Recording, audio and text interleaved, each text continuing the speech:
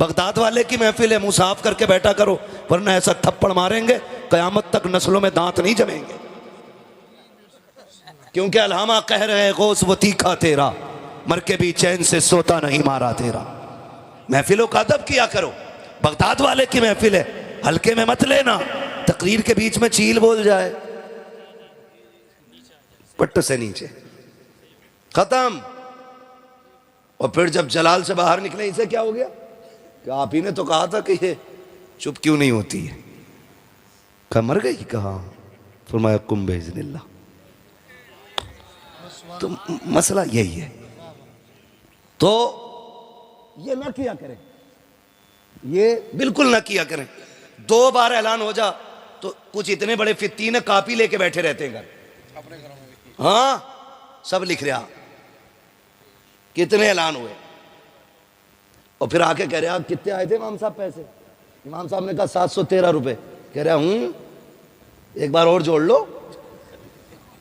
कह रहा नहीं भाई 713 ही है, पूरे डब्बे में रखे हैं, मैंने 1 रुपया जेब में भी नहीं डाला, सारे ही प्लास्टिक के डब्बे में।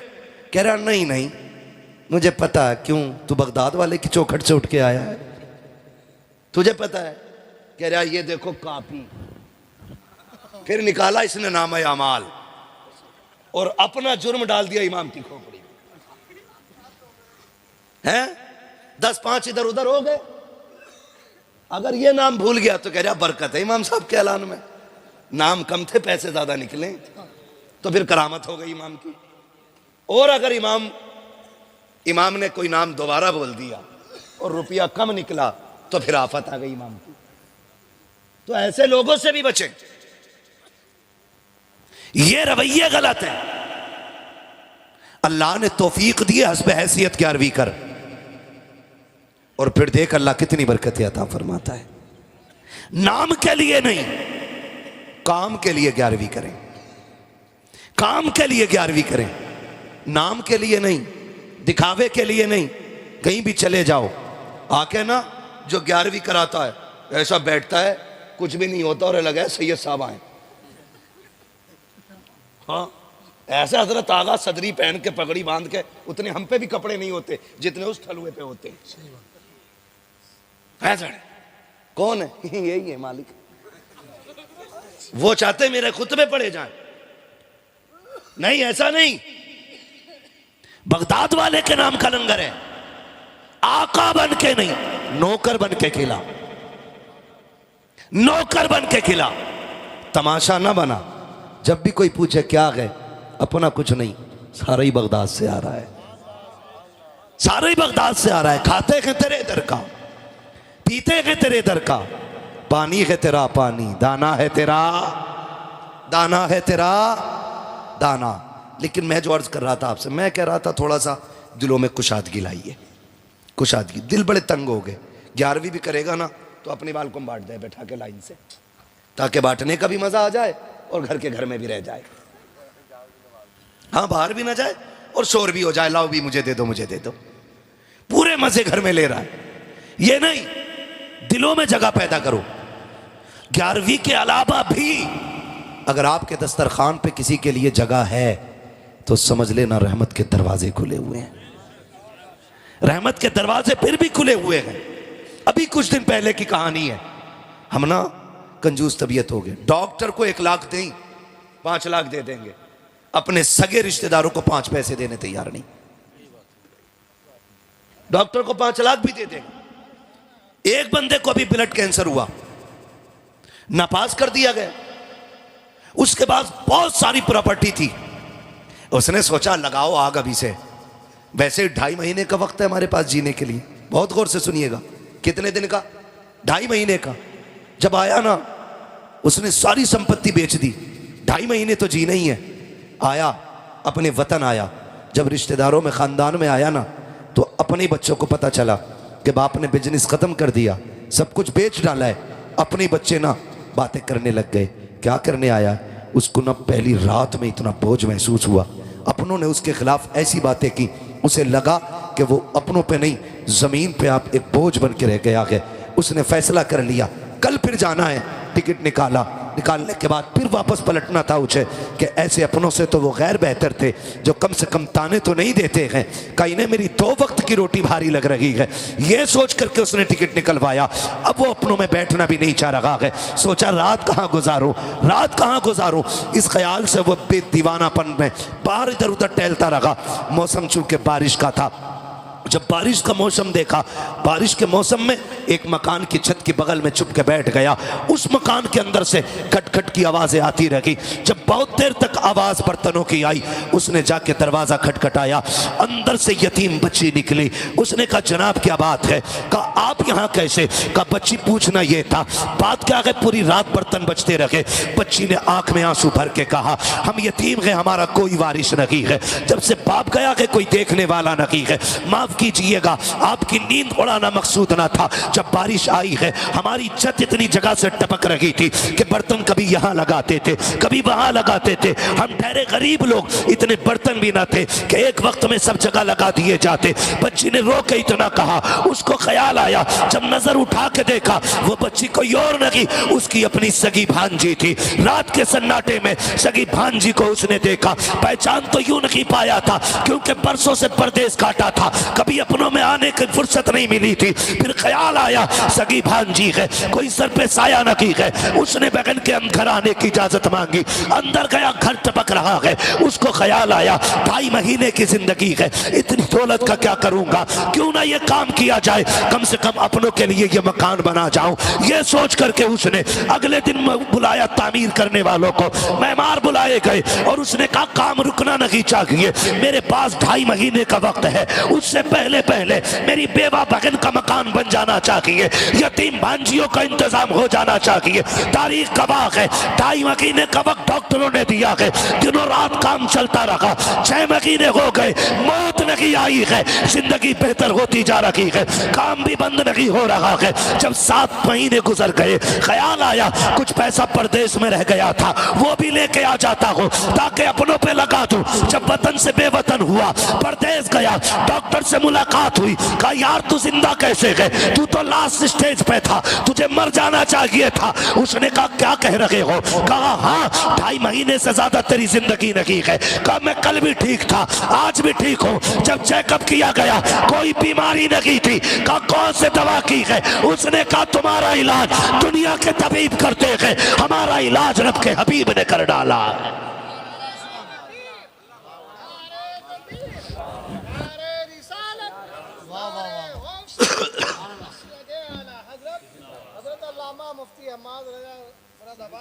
उसने कहा कि मैं गया, मेरे महबूब ने फरमाया कि अपनों का ख्याल रखो, पड़ोसी का ख्याल रखो, यतीमों का ख्याल रखो। कहा मैंने उनका घर बनाया, रब ने मेरी जिंदगी बना डाली है, रब ने मेरी जिंदगी बना डाली है, दिल में जगह रखी है, दिल में जगह रखी है। जो मर्ज दवाओं से नहीं कटते वो दुआओं से कट जाया करते हैं, वो दुआओं से कट जाया करती है। सबसे ज्यादा हक आपके ऊपर आपके सगों का है। आप अपने सगों से फारिग हो तो फिर आप खानदान में आए, खानदान से फारिग हो फिर आप पड़ोस में आए, पड़ोस से फारिग हो फिर बस्ती में आए, बस्ती से फारिग हो फिर शहर जाएं, शहर से फारिग हो फिर आप पूरे डिस्ट्रिक्ट लेवल पे आप काम करें, उससे भी फारिग हो जाए, सूबा लेवल पे, फिर मुल्क लेवल पे, फिर वर्ल्ड लेवल पर है। मगर नतीजा कुछ हो रहे, अपनों को लात मारनी है और तमाशा बना के गरीब ढूंढ ढूंढ के ला के बांटा जाता है। ऐसा ना कीजिएगा। 11वीं आपके घर बने ना तो आपके अपने बच्चे खाए ना खाएं, सबसे पहले अपने करीबियों के बच्चों को खिलाइए। करेंगे इंशाल्लाह, ऐसा करेंगे इंशाल्लाह। और ये बात बहुत बाद में हमारी समझ में आई, सैयदों के घर से कोई खाली क्यों नहीं जाता है। ये शान करीमों की लजपाल घराना है, ये नस्ल करीमों की लजपाल घराना है। और हम तो बबागे दोहल कहते हैं, ये चक्की फातिमा की चल रही है, ज़माना जितना लंगर खा रहा है, ज़माना जितना लंगर खा रहा है। आप नज़रिए मजबूत रखें, एतक़ाद मजबूत रखें। बगदाद वाले की आप ये बात याद रखें, फरमाते मैं चला गया और माँ ने जो पैसे दिए थे सारे ही ख़त्म हो गए।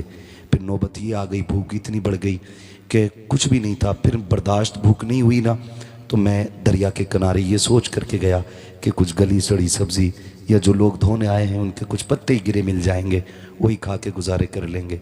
फरमाने गए जब मैं जाके देखा ना तो मुझसे पहले 7 दुर्वेश वहाँ रोटी की तलाश में फिर रहे थे। कहते मैं उन्हें देख के लौट आया। कहते भूख इतनी थी बर्दाश्त नहीं होती थी, मैं मस्जिद में आ गया। कहते मैंने एक परदेसी को देखा, वो आया और उसने खाना खाना शुरू कर दिया। वो से पाक फरमाते हैं कि ज़िंदगी में पहली बार मेरे दिल में ये आया था, कहते हैं कि भूख इतनी थी कि जब लुकमा उसके मुंह में जाता था ना तो अचानक खुद ब खुद मुंह मेरा खुल जाता था। कहते इतनी भूख थी, मेरे दिल में आया काश ये मुझसे खाना खाना कह दे। कहते मैंने इतना सोचा था। उसने कहा बच्चे आजा मेरे साथ खा ले। कहते मैं उठ के गया उसके साथ खाना खाने के लिए बैठा। मैंने पहला लुकमा खाया था। उसने कहा बेटे मैं परदेसी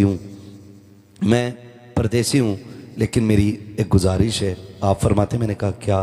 कहा तुम यहीं रहते हो? कहा हाँ मैं पढ़ता हूँ। कहा फिर तो तुम अब्दुल कादिर को जानते होगे। कहा काम क्या है? कहा उसकी माँ ने भेजा है, उसके सोने के सिक्के साथ उसके घर से लेके आया था मैं उसके घर से माँ ने कुछ पैसे भेजे, वो लेके आया हूँ और उनको देना है। मैं काफ़ी मेहनत से तलाश कर रहा हूँ, मिले नहीं तो मेरे तो पैसे ख़त्म हो ही गए, मेरा भी ज़्यादा राह ख़त्म हुआ ना, मैंने उनके पैसों से खाना ले लिया है। वो से पाक फरमाते हैं रब के शुक्रिया में मेरी आंख में आंसू आ गए। मैंने कहा वाह रे मालिक, दिल भी गया तो अपनी पैसों के खाने पे गया है, किसी गैर के पैसों के खाने पे नहीं गया। दिल भी गया है तो अपनों के पैसे, अपनी पैसे पे गया। खा के फारिग हुए, फरमाने लगे अब बताओ बात क्या है? कहा अब्दुल कादिर से मिलना है। मुस्कुरा के कहते हैं जिसकी तलाश है वो मैं ही अब्दुल कादिर जिलानी हूँ, मैं ही हूँ। उसने कहा हुजूर जनाब आप मेरे साथ खाते रहे और आपने मैं नाम लेता रखा, आपने एक बार भी नहीं कहा कि मैं ही हूँ वो। कहने लगे सुनो अगर हम बता देते तो गैरत से शायद तुम्हारा हाथ लुकमों से रुक जाता, तुम्हारा हाथ रुक जाता। कहते हम हुजूर के शहजादे हैं, हम किसी को जलील करने नहीं आए, हम तो जलीलों को इज्जत देने के लिए आए हैं। फरमाने लगे फिर आपने कहते वो पैसे लिए जितने माँ ने भेजे थे सारे ही जाके बांट लिए, सारे ही बांट दिए उनमें जो पहले से। प्रधानी और ठेकेदारी चलाते चलाते इस बार इतना कर लेना जैगम भाई, कोई भी वोट मांगने आए ना उससे कह देना विकास न कर हमारा, जितनी सबको लाइट मिलेगी उतने हमें मिल जाएगी, जितने टूटे रोड पे दुनिया चलेगी उतने पे हम चलेंगे। रह गई हाईवे की बात तो न तुम फ्री गुजरते हो ना हम फ्री गुजरते, पैसा तुम देते हो पैसा हम देते। इस बार इलेक्शन विकास के नाम पे नहीं हुजूर की नामूस के नाम पे होना चाहिए। हमारा वोट उस शख्स को जाएगा जो हमारे नबी की नामूस की हिफाजत की बात करेगा। ये ख्याल रखिएगा, हमारा काम लड़ना नहीं है इलेक्शन, ना हम आएंगे आपसे वोट मांगने के लिए। हमारा काम सिर्फ इतना है कि हमारा रिश्ता हुजूर से जितना मजबूत से मजबूत हो सके उसे मजबूत से मजबूत तर बनाया जाए। समझेंगे ना इंशाअल्लाह। बाकी कोई भी बंदा आके कहे कि भाई मैं क्या क्या मिलता, बेरोजगार भत्ता है, कॉलोनी लिए तो नहीं बैठे हो, चुप बैठे हो है ना, कॉलोनी ये 70 वाली 3.5 लाख वाली दिलवा देंगे, लात मार देना। कहना बिना छत के तो गुजारा हो सकता है, बिना महबूब रब के गुजारा नहीं हो सकता है। यही हमारा ऐलान रहना चाहिए। अगर हमारा वोट चाहिए तो विधानसभा में, संसद में हमारे नबी की नामूस की बात उठाओ, हमारे नबी की अजमत की बात करो और उन जबानों को ताले लगवाओ जो मेरे नबी के खिलाफ भौंकती है। वोट नहीं, हमारा लहू भी तुम्हारे लिए होगा। और अगर आप ये नहीं करते, सिर्फ 5 साल की सूखी रोटी का लालच लेके आए हो तो मुंह पे मार देंगे तुम्हारे, इसलिए कि हम तुम्हारे टुकड़ों पे नहीं, हम अजमेर वाले के टुकड़ों पे पलते हैं। हम तुम्हारे टुकड़ों पे नहीं अजमेर वाले के टुकड़ों पे पड़ते हैं। और तुम्हारी औकात क्या है तुम हमें 5 साल पाल सको, तुम 5 सेकंड हमें नहीं पाल सकते हो। यह सिर्फ रब्बे कायनात की जात है जो पूरी कायनात को पाल रहा है। ये सिर्फ उसी की जात है जिसने कायनात को पाल रखा है। तो अपने उलमा का साथ देंगे इंशाअल्लाह, वादा करें इंशाअल्लाह। इंशाअल्लाह हमें सबसे बड़ा झूठा दलाल बन के आता है इलेक्शन में, सही बात। वो आके कहता कसम से चचा मेरा भरोसा करो, तुम्हारी गली पक्की जरूर होनी है। वो बिछने वाली ईंट से तो पक्की नहीं होती, वो गिरने वाली ईंट से जरूर पक्की हो जाती है। तो भरोसा नहीं, जरूरी है कि हम रोडों पे चलें। वो कहा था ना किसी ने, जो उनकी इज्जत पे आंच आई, हम अपनी इज्जत का क्या करेंगे? जब हुजूर की इज्जत नहीं रही तो फिर हम रोडों का क्या करेंगे यार? तो मुबारक हो तुम्हें पक्के महल्लात, हमें कच्ची झोपड़ी में हुजूर की इज्जत प्यारी लगती है। तो हमने आज तक अपने उलमा को नजरअंदाज किया, जिसके नतीजे में हमें ये दिन देखने मिलेंगे, ये दिन देखने मिलेंगे। अल्लाह ताला हमें अपने उलमा का एहतराम करने की तौफीक अता फरमाए। आज बड़े पीर की महफिल में बैठे हुए हैं। कितना बड़ा पीर है, कितना बड़ा पीर है। सर भला कोई क्या जाने, कह कैसा तेरा। सर भला कोई क्या जाने, कह कैसा तेरा। औलिया मलते हैं आंखें, वो है तलवा तेरा। औलिया मलते हैं आंखें, वो है तलवा तेरा। क्या दबे जिस पे हिमायत का हो पंजा तेरा। शेर को खतरे में लाता नहीं कुत्ता तेरा।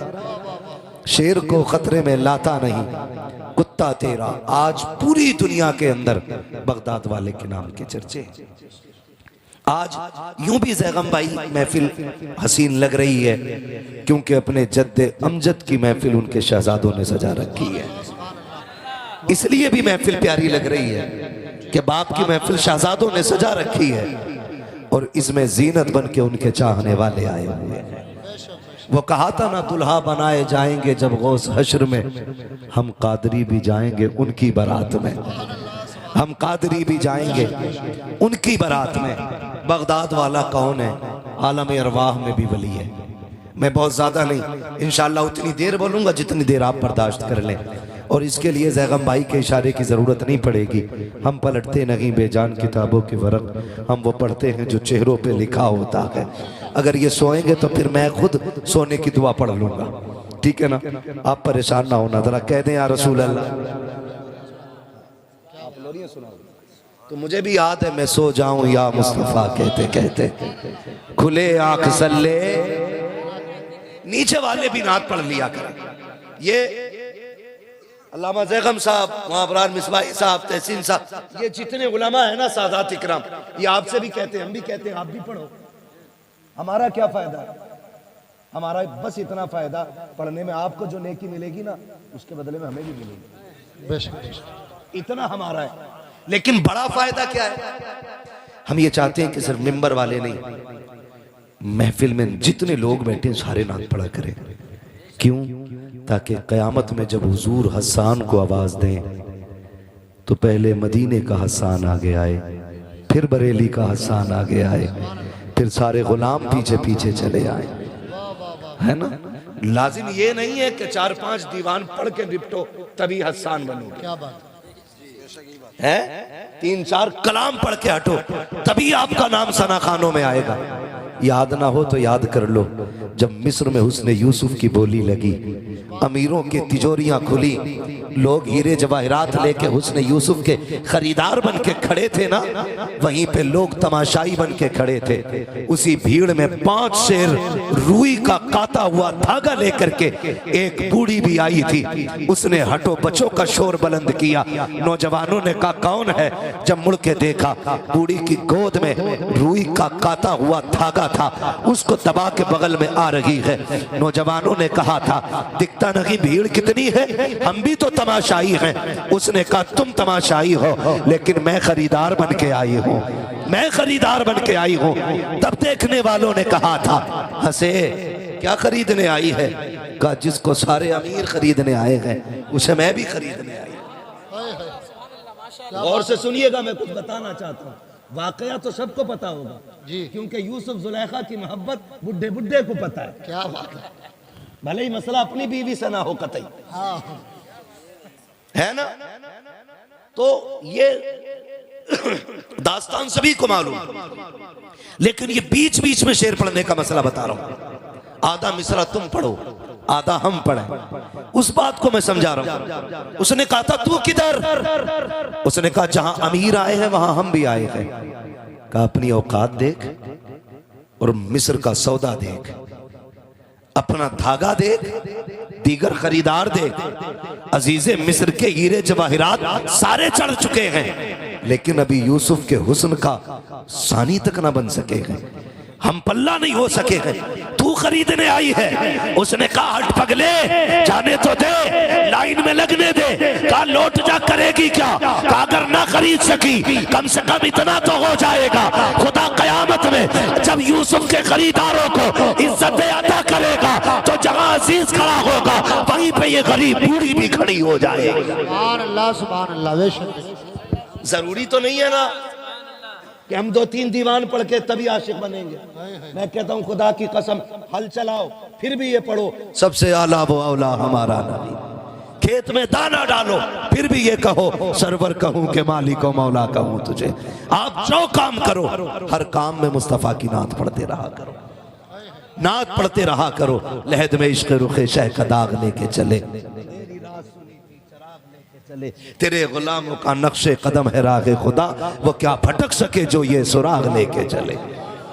तो रिश्ते मजबूत करें, रिश्ते मजबूत करें। मैं अर्ज कर रहा था सरकार गौसे पाक, पूरी दुनिया में बगदाद वाले की 11वीं का तज़किरा है, कहीं 17वीं है, कहीं 11वीं है, कहीं 27वीं है, कहीं 26वीं है। यही मेरे बगदाद वाले का चर्चा है। मैं थोड़ा सा बर्दाश्त करेंगे कड़वी दवाऊं, मैं बड़े अच्छे माहौल में भी नीम घोल देता हूं, मगर याद रखें दवा जितनी ज्यादा कड़वी होती फायदा उतना ज्यादा करती है। जिसे कड़वी दवा बर्दाश्त नहीं होती ना, फिर वो टेबलेट और खुराक से नहीं ऑपरेशन से ठीक हुआ करता है। दुआ करें अल्लाह हमारी बीमारी खुराकों से ही ख़त्म कर दे। हम सब अपने बारे में ये बात करते हैं। सरकार बगदाद जो आलम अरवाह में भी वली, माँ के शिकम में भी वली, और पैदा हुए फिर भी वली, और ऐसा वली, ऐसा वली, ऐसा वली जिसने माँ की गोद में बैठ के कहा था माँ कायनात पे माँ का एहसान होता है, तुझ पे मेरा एहसान है। माँ ने कहा था अब्दुल कादिर कौन सा? फरमाने लगी अम्मी एक एहसान तो तब किया था मैंने जब आप घर में अकेली थी और एक फ़कीर आया था, उसने भीख मांगी थी, आपने पर्दे की आड़ से ना उसको जब भीख देना चाहिए, आपके हाथ के सोने के कंगन देख के उसकी नीयत बिगड़ी और वो हाथ के कंगन छीनना चाहता था। आपने आवाज़ दी थी या रब मेरी मदद फरमा। अम्मी क्या हुआ था? कहा बेटे शेर आया था, फाड़ के रख दिया था। मुस्कुरा के कहते हैं अम्मी वो कोई जंगल का शेर नहीं, तेरा ही अब्दुल कादिर जिलानी आया था। है ये शान बगदाद वाले की है, ये शान बगदाद वाले की है। तमाम जिम्मेदार उलमा तशरीफ फरमाए और हमारे सरों के ताज बैठे। एक बात कहूं, करामत ये इस्तिकामत का अजर होती है। जो हम शरीयत पर मजबूती से पाबंदी से अमल करते हैं ना, उसके इनाम में जो रब की तरफ से तोहफा मिलता है उसे करामत कहते हैं। हमने पूरी जिंदगी बगदाद वाले की करामतें सुनी और अल्लाह करे सुनते रहें, लेकिन साथ में इस्तिकामत पे भी गौर करना चाहिए था, उनकी जिंदगी को भी देखना चाहिए था। उन्होंने जो जिंदगी में मुजाहिदे किए और जिन मराहिल से वो गुजरे वो भी याद होना चाहिए। ये तो दुनिया जानती है कि बगदाद वाले को मुर्गा पसंद था, लेकिन ये भी तो याद होना चाहिए। फरमाते हैं जब मैं पढ़ने के लिए गया ना, मैंने एक एक महीने की भूख काटी है। आप इससे इल्म और उलमा का अंदाजा लगाइए। बगदाद वाला कहता मैंने एक एक महीने की भूख काटी, और कहते हैं ये हालत होती थी कि लोग मुझे मुर्दा समझ लेते थे, गुस्ल भी देते, कफन भी पहनाते। का जब जनाजे में लेटा के नमाज की तैयारी होती मैं बिस्मिल्लाह पढ़ के उठ के बैठ जाता था।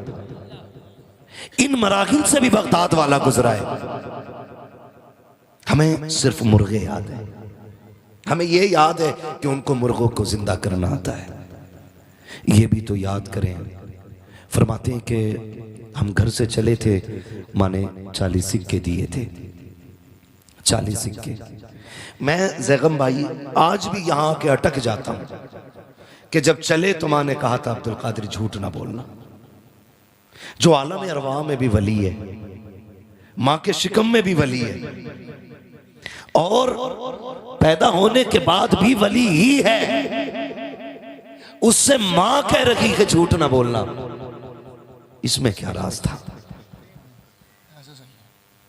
समझ में बात नहीं आती, आंखें अटक जाते। फिर खुद थोड़ी बहुत बगदाद की तरफ से रहनुमाई होती है, आवाज आती है, पागल सिर्फ अब्दुल कादिर को न देख, अब्दुल कादिर की मां को भी तो देख।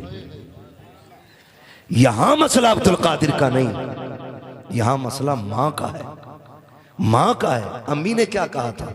अब्दुल कादिर, 2 भाइयों, बाप ने 80 सिक्के छोड़े, 40 तुम ले जाओ, 40 भाई के लिए छोड़ दो, लेकिन इसको संभाल के लेके जाना, मैं तुम्हारे साथ नहीं आऊंगी। याद रखिएगा, माँ माँ होती है, चाहे अब्दुल कादिर जिलानी की माँ क्यों ना हो। कहती है मैं साथ नहीं आऊंगी, मुझे घर की जिम्मेदारियां भी संभालनी है, भाई भी तुम्हारा छोटा है, उसको भी देखना है, ये आप हिफाजत से लेके जाइएगा। माँ ने सदरी में रख के सिली, फिर कहा था बेटे झूठ नहीं बोलना, झूठ नहीं बोलना। आपने हाथ में हाथ दिया, अम्मी झूठ नहीं बोलेंगे। आए निकले, डाकुओं ने लूटा, सबको पता है, बारी सरकारे बगदाद की आई, तुम पे क्या है, तुम पे क्या है? फरमाने लगे मुझ पे भी 40 सिक्के। किधर हैं? सदरी में। कहा मिल तो नहीं रहे? कहा अम्मी ने सिल दिए। कहा दिखाओ ना। सिलाई तोड़ी, खन खन सिक्के गिरे। हैरत होती है, सिक्के गिरे ना। सरदार ने कहा था अजीब बच्चा है, झूठ बोल देता, ना कह देता हमें तो मिल ही नहीं रहे थे, झूठ बोल देता, सिक्के बच जाते। बगदाद वाले ने कहा मैं झूठ बोल के सिक्के तो बचा लेता, लेकिन माँ से किया हुआ वादा टूट जाता, माँ से किया हुआ वादा टूट जाता। बगदाद वाला कहता है माँ की जबान पर 40 तो क्या, ऐसे 1000 सिक्के कुर्बान किए जा सकते हैं। आपसे इतना कहना चाहता हूँ, जिस बगदाद वाले की दुनिया 11वीं खा रही है, जिसका सदका खा रही है, जिसके नाम पे हम लोग पल रहे हैं, उसने माँ का एहतराम किस कमाल का किया है। आप जरा सोचे तो सही, आज कागज के सिक्के होते, कागज के पैसे होते हैं, कल सोने के पैसे होते थे। हम सोने के नहीं, कागज के पैसों के लिए माँ बाप छोड़ देते हैं। बगदाद वाले ने सोने के सिक्के छोड़े हैं, माँ से किया हुआ वादा नहीं तोड़ा है। ओ दुनिया वालों, ख्याल रखना, याद रखिएगा, जो तरक्कियां, जो बरकतें, जो अजमतें सजदे और रुकू और सुजूद और क़याम से नहीं मिलती है, जो दिनों रात के मुजाहिदों से नहीं मिलती है, रब ने माँ को वो कमाल बख्शा है कि जो तरक्कियां 12 बरस की इबादत से नहीं, वो माँ की दुआओं से खुदा अता फरमा दिया कर। बेशक नारे तकबीर, नारे रिसालत, उलमाए अहले सुन्नत, अज़मते वालिदैन, अज़मते गौसे पाक, सुभान अल्लाह। हम कितने अच्छे लोग हैं। बगदाद वाला कहता मेरी माँ का वादा टूट जाता। हम खाने पे बैठे, जैगम भाई ये सबका, हम सबका हाल है, खाने पे बैठे, अचानक फोन की घंटी बजी, सरकारी प्लेट, अम्मा कहते रुक बेटे खाना खा जा। माँ, पुराने लोग ना एक बात कहते हैं कि कभी आगे खाना छोड़ के नहीं उठना चाहिए। ये बड़े बूढ़ों की बातें और काफी हद तक सच होती हैं इनकी बातें, इसलिए कि इन्होंने पढ़ करके नहीं, इन्होंने देख कर और सीख करके कहा है। बेटा उठा, माँ ने हाथ पकड़ लिया, बेटे खा के जा, खा के जा। हम कहते नहीं बस अभी आ रहा हूं। माँ बैठी रह गई, हम आ गए। क्या कर रहा था यार? खाना खा रहा था, हाथ भी नहीं धोए। हाथ तो धो लेता। कम्मी पीछा करती रह गई। कहा क्या कह के आया? अम्मा को बेवकूफ बना दिया। 2 मिनट लगे।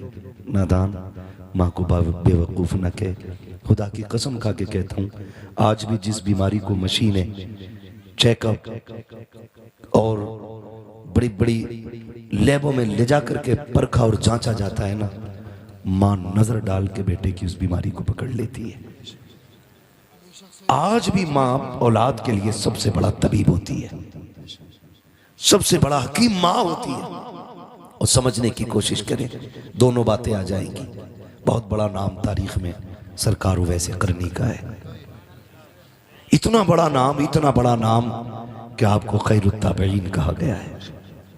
हाँ, ऐसा आशिक खुदा की कसम मिल ही नहीं सकता, नजर ही नहीं आता ऐसा आशिक। एक दिन मेरा नबी मिंबर पे आया, फरमाया सहाबा मेरा एक गुलाम है, नाम वैसे कर्न का रहने वाला है, लेकिन रब उससे प्यार करता है, वो रब से प्यार करता है, और रब का इतना प्यारा है कि वो जब वो कुछ ठान लेता है तो रब को मनवा लेता है। ये मेरे नबी ने बात की है, मेरे नबी ने बात की है। या रसूल अल्लाह कौन है? का मेरा चाहने वाला है। हुजूर आपसे इतना प्यार करता, कभी आया नहीं? मेरे नबी ने फरमाया मजबूरी है उसके आगे, उसके घर में माजूर माँ है। माजूर कैसी?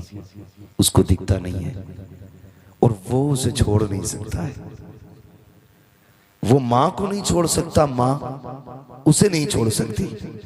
वो मुझसे बड़ा प्यार करता है। जानते हैं, यूं ही सरकार वैस करनी के तस्करे नहीं हो रहे। हुजूर से इश्क इतना था कि जब कोई मदीने शरीफ से आता ना, उससे पूछते कहाँ से आया है, वो कहता हुजूर का मदीना देख के आए। फिर आप कहते फिर तो तूने मेरे महबूब को भी देखा होगा, तो वो कहते हाँ। कहते बता मेरे महबूब का चेहरा कैसा था? जब ये बातें होती उनकी आंखें बरसती। बता वो बोलते हैं तो कैसा लगता है, जब वो बातें करते हैं तो लब कैसे लगते हैं? का जब उनकी पलकें उठती हैं तो फिर तो गैरत के पर्दे खुदा की कसम कैसे लगते हैं वो। तो जुबाने वाला देखता, फिर हुजूर की बातें करता। आप ऊँटनी का दूध निकालते, उसको पिलाते और कहते जितनी देर लगे ना मेरे हुजूर की बातें बताता रहे, मेरे हुजूर की बातें बताता रहे। जब आपसे ये बात होती और सारी बातें हो जाती, वो चला जाता। फिर कहते काश मैं भी हुजूर की बारगाह में जाता, काश मैं भी हुजूर की बारगाह में जाता। आप घर आए, माँ के पैर दबा रहे, और माँ के पैर दबाते दबाते आंख से आंसू का कतरा गिरा। जब माँ के पैर पे आया ना, तो माँ वो होती है जो आंसुओं की गर्मी से बेटे का दर्द महसूस कर लेती है, सिर्फ आंसुओं की गर्मी से। पैर दबा रही माँ के, माँ तो नाबीना है। जैसी आंसू का कतरा गिरा ना, माँ कहती है लालू वैस क्या बात है, खैर तो है ना? आज बड़ा बेकरार लग रहा है। रो के कहते अम्मी आज इश्क रसूल में ऐसा दर्द है सीने में, अगर मैं मदीने न जा सका तो कलेजा फट जाएगा। अम्मी काफिला मदीने जा रहा है, इजाजत दे तेरा लाल भी महबूब को देखना चाहता है। जब माँ ने बेटे के आंसुओं का एहसास किया, कहने लगी चल ठीक है बेटे जा तो रहा है, लेकिन वादा कर सूरज छुपने से पहले पहले आ जाना है, पहले पहले आ जाना है। सरकार को वैसे करनी ने कहा अम्मी ठीक है। जैसी इजाजत मिली है जल्दी जल्दी सारी तैयारियां की हैं, माँ के खाने का इंतजाम, पानी का इंतजाम, सारा कुछ करके सुबह काफिले के साथ निकले हैं। एक ही तसव्वुर, एक ही ख्याल था, आज यार का दीदार होने वाला है, आज महबूब का दीदार होने वाला है, आज उनको आंखें देखेंगी जिनके तसव्वुर में जिंदगी गुजर गई है, आज वो जलवा सामने होगा जिसकी बातें जमाने से सुनता रहा हूँ। अल्लाह अकबर, ये तसव्वुर लेके चला। जिस काफिले के साथ जा रहे हैं, काफिला थक के आराम कर रहा है। उवैस करनी ने वक्त को देखा, सूरज अपनी रफ्तार से छुपने जा रहा है। ख्याल आया, माँ ने कहा था बेटे उवैस सूरज छुपने से पहले आ जाना। ये सोच करके आपने अपना आराम त्याग दिया, काफिला तो ठहरा रह गया। आपने दौड़ लगाई है, चलते चलते मदीने की सरहद आ जाती है। बच्चों को खेलते देखा, कहते शहजादो आओ मेरे सीने से लग जाओ। बच्चों को चूम रहे हैं, सीने से लगा रहे हैं। लोग कह रहे थे अजीब दीवाना है, ये बच्चों से लिपट रहा है। आप कहते थे शहजादो तुम्हारे कदमों की खाक मेरे सर का ताज बन जाए, क्योंकि तुम उस शहर में रहते हो जिसमें मेरा महबूब रहता है, तुम उस शहर में सांसें लेते हो जिसमें मेरा यार सांसें लेता है। ये कह करके बच्चों को सीने से लगाते, प्यार करते, फिर कहते शहजादो बताओ मेरा महबूब कहाँ मिलेगा। किसी ने बड़ों की तरफ इशारा किया, कहा फला से बात करो, उनसे पूछा नबी कहाँ है? उन्होंने कहा मस्जिद नबी में मिलेंगे या हुजरा आयशा में मिलेंगे। चाहे तोड़ करके आप आए हैं, वक्त की किल्लत थी, आकर के आपने मस्जिद नबी के दरवाजे पर जैसी दरवाजा खोल करके देखा, हुजूर का जलवा नजर नहीं आया। फिर ख्याल आया आयशा सिद्दीका के हुजरे में होंगे। आवाज देकर कहते हैं उम्मुल मोमिनीन मुझे मुस्तफा से मुलाकात करनी है। अंदर से आवाज आती है कौन है? का परदेसी हो, का ठहर जा इंतजार कर ले, तू जिससे मिलने आया है वो अभी अभी बाहर जा चुके हैं। इतना सुनना था। वैसे करनी का कलेजा तड़प जाता है। कहते हैं क्या किया जाए? का कब तक आएंगे? का ये तो नहीं कहा जा सकता है, लेकिन थोड़ी देर में आ जाएंगे। सरकार वैसे करनी बेकरार हो करके कभी मेहराब देख रहे हैं, कभी मिंबर देख रहे हैं, कभी मुस्तफा के खड़े होने के मुसल्ले पे निगाहें जाती हैं। फिर ख्याल आता है उम्मुल मोमिनीन आप साइड से हो जाइए। का किस लिए? का महबूब को तो न देख सका, महबूब के नीचे बिछने वाली चटाई को देख लो। जिस मसरत पे मेरा महबूब तकिए लगा के बैठता है, मैं उस मसरत को चूमना चाहता हूँ। उम्मुल मोमिनीन आयशा सिद्दीका फरमाती है जब उवैस अंदर आए थे, बाल बिखरे हुए हैं, मिट्टी लगी है पूरे कपड़ों पर, देखने में दीवाना लग रहे हैं। कभी दीवार चूम रहे हैं, कभी मेहराब चूम रहे हैं, कभी मिंबर से लिपटते हैं, कभी खजूर के सुतूनों से लिपट जाते हैं, कभी हुजूर के नीचे बिछने वाली चटाई को चूमते हैं। उम्मुल मोमिनीन कहती है अरे अगर इतना ही इश्क है तो इंतजार क्यों नहीं कर लेते? कहते मजबूरी है माँ, अगर वक्त होता पूरी जिंदगी उसकी राहों में बैठ के गुजार देता, लेकिन क्या करूं मजबूरी है। जब वो आ जाए तो मेरा सलाम कह देना। ये कह के उवैस रोते हुए पलटे हैं। तारीख गवाह है, इधर उवैस ने मदीना छोड़ा है, उधर मेरा नबी मस्जिद नबी में आया है। आके करीम ने कदम रखा है, आते ही लंबी लंबी सांसें ली है। जब लंबी सांसें ली है उमर अर्ज करते हैं या रसूल अल्लाह लंबी सांसों की वजह क्या है? आके करीम फरमाते हैं खुशबू बता रखी है, मेरा यार आकर के गया है, मेरा दीवाना आकर के गया है। आका किसकी बात कर रहे हो? कहते उम्मुल मोमिनीन बताओ तो सही कौन आया था? का आका वो जो आया था उसके बाल खुले थे, कपड़ों पे मिट्टी लगी थी, देखने में दीवाना लग रहा था और ऐसा आशिक था, कभी मिंबर से लिपट के रो रहा था, कभी चटाइयों से लिपटता था, कभी खजूर के सुतून से लिपटता था। आका मैंने उससे कहा था ठहर जा, अगर इतना ही प्यार है तो इंतजार क्यों नहीं कर लेता? कहते महबूब उसने ये कहा था अगर वक्त होता पूरी जिंदगी उसकी राहों में गुजार जाता। आका करीम की आंख में आंसू आए। कहा उमर तुम नहीं समझे, ये जो आके गया है ये कोई और नहीं, मेरा दीवाना। अब वैसे करनी इस जगह से गुजर के चला गया। वक्त कम है मेरे बाबू, बस जरा सुने। जब इतनी बात कही ना, फरमाते उमर जल्दी करो, भाई इसका ई को कम करो। कहते उमर जल्दी करो। क्या? आका इरशाद फरमाए मेरे उवैस को ढूंढ के लाओ। जब तक उमर तलाश करते निकलते, हजरत उवैस करनी मदीना छोड़ चुके थे। उसके दिल से पूछिए नाकामियों की लज्जतें, जो मुसाफिर लुट गया हो जाके मंजिल के करीब। और भाई मेरे मुर्शिद ताजुश शरिया मक्का शरीफ गए, मदीना जाने की तमन्ना थी, वहीं से वापस कर दिया। आपने क्या कहा था? आपने कहा था काश गुंबदे खजरा देखने को मिल जाता।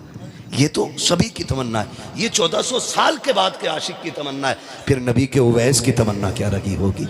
उसके दिल से पूछिए नाकामियों की लज्जतें, जो मुसाफिर लुट गया हो जाके मंजिल के करीब। कहते हैं वापस पलटे। उमर कहते हैं या रसूल अल्लाह वो जा चुके, मुझे नहीं मिले। हुजूर की आंख में आंसू आ गए। इधर उवैस करनी अपने वतन आए और जैसी दरवाजे पे दस्तक दी, आवाज़ नहीं लगाई, अंदर से आवाज़ आई उवैस आ गए हो? जी अम्मी, बस इतना कहा, पैर दबाने बैठ गए। माँ थी ना, वो तो खुश थी, आज मेरे लाल को मुराद मिल गई। आज मेरा लाल जिसके इश्क में तड़प तड़ा उसे देख के आया। कहती बेटे अब बताना तेरे महबूब का चेहरा कैसा था? अब तो देख के आया है ना, बता जब वो तुझसे मिले और तू उनसे मिला तब कैसा लग रहा था? चीख निकल गई सरकार वैसे करनी की। माँ के कदमों में सर रख के रोने लग गए। माँ उठ के बैठ गई। शहजादे क्या हुआ? कामी जिस यार से मिलने गया था उस यार को देख नहीं पाया। माँ जब इतना सुना ना बेकरार हो गई। उवैस क्या हुआ बेटे, क्या वो तुझसे मिले नहीं? कामी जब मैं गया वो मेरे जाने से पहले कहीं जा चुके थे। कहा तो फिर ठहर जाते। कामी ठहरता कैसे, अगर रुक जाता, तूने मुझे सूरज छुपने तक का वक्त दिया था। माँ अगर मैं रुक जाता ना तो फिर जो वक्त तूने दिया था तेरी नाफरमानी हो जाती। माँ मैंने तेरी रज़ा के लिए महबूब का दीदार कुर्बान कर दिया। जैसे इतना कहा माँ ने ना आ मेरे करीब आ मेरे लाल, बुलाया सरकार वैसे करनी को, गोद में रखा लाल का सर और देखो माँ माँ होती है। उसके बाद आंचल उठा के कहा था मेरे मालिक तू जानता है ना मेरा उवैस तेरे महबूब को देखने गया था और इसने मेरी रज़ा के लिए अपनी मोहब्बत की कुर्बानी दे दी है। मालिक मैं अपने उवैस से राजी हूँ, तू भी मेरे उवैस से राजी हो जा। उवैसे करनी कहते हैं। उसके बाद माँ ने उठाया सीने से लगाया, कहा सुपोच ले लाल, सारा जमाना मदीने वाले की बातें करेगा, मदीने वाला अब मिंबर पे तेरी बातें करता रहेगा। सुभान अल्लाह सुभान अल्लाह। और ये दुनिया ने देखा। फिर मेरे नबी ने मिंबर पे खड़े होकर कहा था सहाबा तुम में से कोई उससे मुलाकात करे ना तो मेरा कुर्ता देना और उससे कहना मेरी उम्मत के लिए दुआ कर दे, मेरी उम्मत के लिए दुआ कर दे। जमील कादरी ने कहा था रब्बे हबली उम्मती कहते हुए पैदा हुए, रब ने फरमाया कि बख्शा सलातु वस्सलाम, जिंदगी की जाहिरी आखिरी सांस तक मेरे नबी को उम्मत का गम सताता रहा। फिर भी ना कोई मिले ना उससे कहना मेरी उम्मत के लिए दुआ कर दे। हुजूर कौन सी? कहना कि बस इतना कह दे अल्लाह मेरी उम्मत को बख्श दे, मेरी उम्मत को बख्श दे। फिर वो वक्त आया हुजूर के विसाल के बाद हजरत उमर फारूक आज़म और हजरत अली रज़ी अल्लाह तआला अन्हु की मुलाकात हुई। ये हुजूर का कुर्ता लेकर के गए और आप जंगल में थे। कहा देखो भाई हुजूर ने बड़ी बातें की हैं, देखें ये भी कुछ पहचानते हैं कि नहीं। तो आप अपने ज़िक्र में मशगूल थे। हजरत उमर ने सलाम किया, आपने पीछे देखा भी नहीं मुड़ के और नाम लेकर के अमीरुल मोमिनीन का जवाब दे दिया।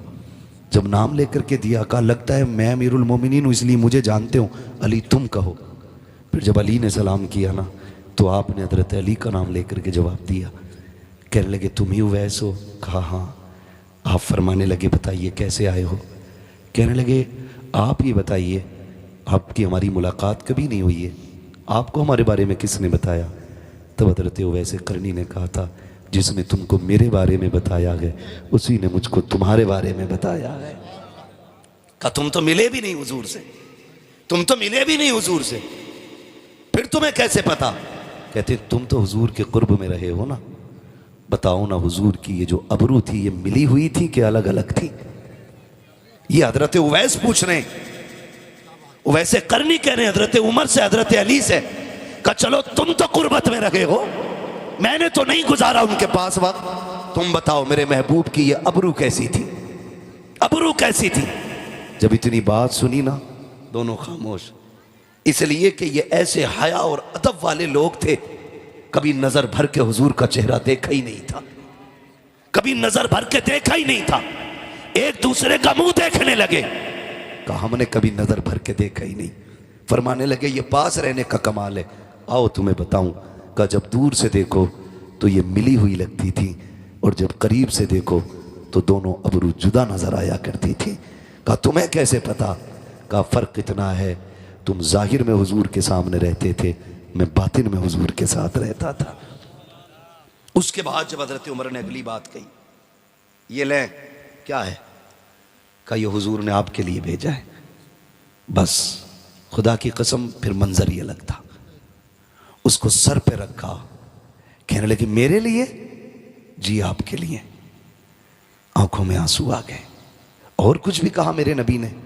कहा मेरे उवैस से कह देना वो मेरी उम्मत के लिए दुआ कर दे। कहते फिर कहो क्या कहा?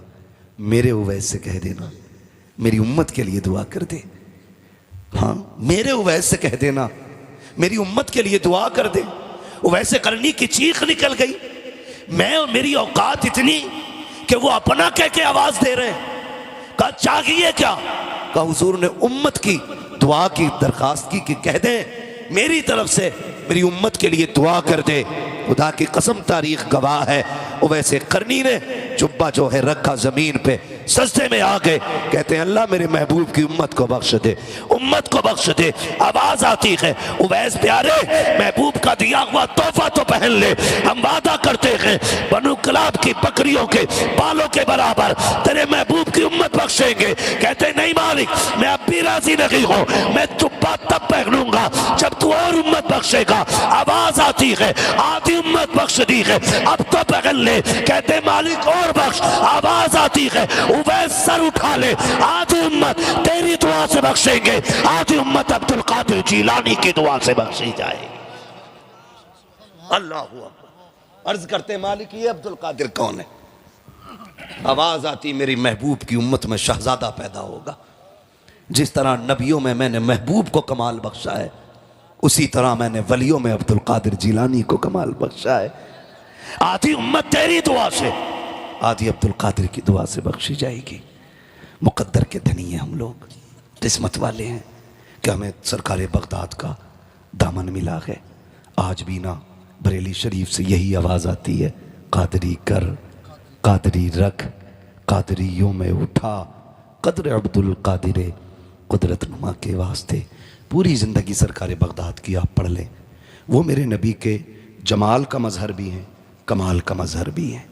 जमाल का मज़हर खुदा की कसम बेहद खूबरू, कमाल का मज़हर हुजूर आए, आते ही हुजूर ने सजदा किया, गौसे पाक आए, आते ही गौसे पाक ने रोज़ा रखा, रोज़ा रखा। हुजूर ने आते ही सजदा किया, सरकार गौसे पाक ने आते ही रोज़ा रखा। ये हुजूर के कमाल के मज़हर। और फिर आदतें देखें, आता है फ़कीरों पे उन्हें प्यार कुछ ऐसा, खुद भीख दें और ख़ुद कहीं मंगते का भला वो। माफ़ कीजिएगा आज हमारे रवैये बड़े अलग हैं। हम ना ज़कात भी रमज़ान की देते हैं ना, ज़कात तो वो भी कैमरे के सामने ला के देते हैं, जबकि वो हमारा नहीं है। ज़कात हमारा नहीं है, माल वो अल्लाह का जो हमने निकाला है, तो उसको दिखाने का तो कोई हक ही आपको नहीं पहुंचता। हम ज़कात भी दिखा के देते हैं। बगदाद वाले की ज़िंदगी पढ़ें, हमेशा दूसरों के काम आते रहना, यही बगदाद वाले के चाहने वालों की पहचान होनी चाहिए, पहचान होनी चाहिए। सीधी सी बात है। सरकार बगदाद रज़ी अल्लाह ताला, आप कहीं जा रहे हैं, दरियाए नील आपको पार करना था, आपने देखा एक शख्स ना खड़ा हुआ किनारे पे रो रहा है, किनारे पे खड़ा रो रहा है। आपने पूछा बात क्या है? उसने कहा हुजूर दरिया पार करना था, किराया नहीं है और ना कश्ती वाले ने ना मार के भगा दिया। आपने वहीं खड़े खड़े शागिर्द को हुक्म दिया, कहा मेरी दरसगाह में सोने के सिक्कों की थैली रखी है, वो उठा के ला। शागिर्द गया, ला के थैली दी, हुजूर ये ले। आपने वो ली, कश्ती वाले को दी कि ये ले। उसने कहा हुजूर ये किस चीज़ की? फरमाने लगे इस गरीब को तूने इसलिए दरिया पार नहीं कराया कि इसके पास किराया नहीं था, ये सारे ही रख ले। आज के बाद कोई भी गरीब आए ना, उससे किराया ना मांगना, उसे अब्दुल कादिर के पैसे से दरिया पार कराते रहना। ये उन लोगों के लिए जिन्हें हम ये कहें कि उनके लिए अजनबी, जिनसे खून का रिश्ता नहीं, उनके लिए इतनी मेहरबानी।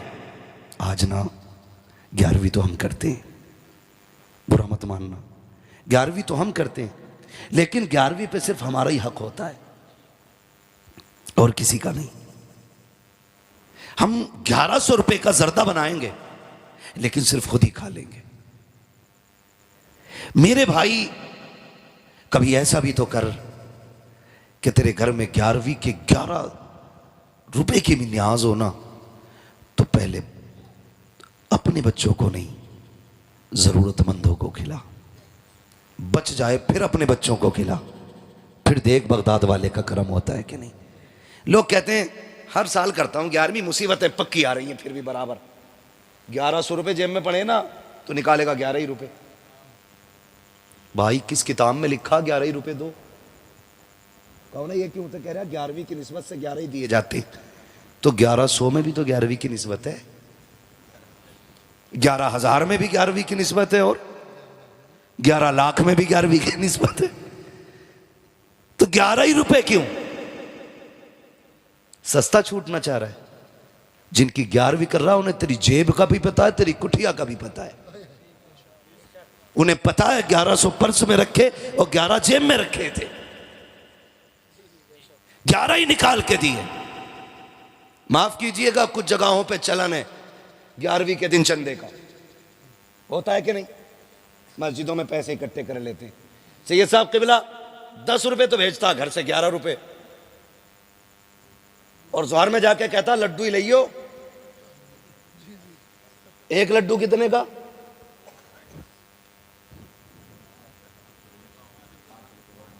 कम से कम 5 रुपए का एक लड्डू।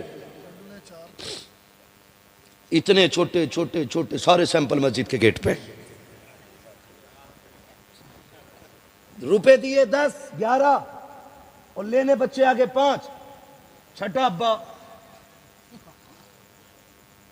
और फिर कह रहे अच्छा 11वीं के पैसे मान लिए, लड्डू पूरे नहीं पड़े। खुद बता 10 दे के 5 लेके जा रहा है। अब इसमें करामत क्या करेगी? ये तो खुलेआम लूट है। या तो ये कहे जितना पैसा है वो शे मंगाओ जो सबको मिल जाए। जरूरी नहीं खाना भी लड्डू ही है, देगा भी 11 ही रुपए और बच्चे सारे लाएगा। लड़ाई, कई इमामों की छुट्टी हो गई। गलत नहीं कह रहा हूं, ऐसे भी हुआ है। ये गमियां खत्म करें। ऐसा भी हुआ है, कोई आया कि 5 रुपए कल्लन ने दिए, तो वो 5 रुपए का ऐलान हो गया। बाद में आया नहीं जी कल्लन नहीं, मैंने मल्लन बोला था। तो फिर वो मल्लन के 5 चढ़ गए, तो 5 रुपए एक ही आया ऐलान। कितनी बार हो गया ऐलान? बोले जरा, आप बोल सकते हैं ना, मुंह में गुटखा तो नहीं है किसी के, ऐसे भूखे घूम रहे थे। ये शान इनकी है। लोग कहते हैं बगदाद वाला कैसे दिलवा देता, उसने सब कुछ लुटाया तब उसको सब कुछ मिला है। सब कुछ लुटा दिया उसने, क्या रखा है? कुछ भी नहीं। 40 साल इशा के वजू से फजर की नमाज पढ़ी है। 15 साल एक पैर पे खड़े होकर के हर रात पूरा कुरान पढ़ते थे। हैं ऐसी रियाजतें नहीं मिलती हैं। बस यूं समझें, मेरे इमाम ने कहा था क़यामत के हवाले से तेरी सरकार में लाता है रज़ा उसको शफ़ी जो मेरा गौस है और लाडला बेटा तेरा। बगदाद वाले ने बांटना सिखाया है, हम भी इंशाअल्लाह बांटा करेंगे। बगदाद वाले ने ज़रूरतमंदों की ज़रूरत पूरी करना सिखाई है, हम भी इंशाअल्लाह ज़रूरतें पूरी करेंगे इंशाअल्लाह। कोशिश ये करेंगे दूसरों के काम आ जाएं। हम अक्सर कहते हैं उजाले अपनी यादों के हमारे साथ रहने दो, न जाने किस गली में ज़िंदगी की शाम हो जाए। ये महफिल नूर जिंदाबाद, महफिल नूर पाइंदाबाद। बस जो हुए गलात उनको माफ़ फरमाए रब्बे कायनात। ज़िंदगी ने दिया साथ, फिर होगी मुलाकात। चमन रहा फूल खिलेंगे, ज़िंदगी रही फिर मिलेंगे। मुसाफिर हैं हम भी, मुसाफिर हो तुम भी, किसी मोड़ पर फिर मुलाकात होगी। फ़कीरान आए सदा कर चले, सदा खुश रहो ये दुआ कर चले। सारे लोग कलमा शरीफ पढ़ लीजिए, ला इलाहा इल्लल्लाह मुहम्मदुर रसूलुल्लाह।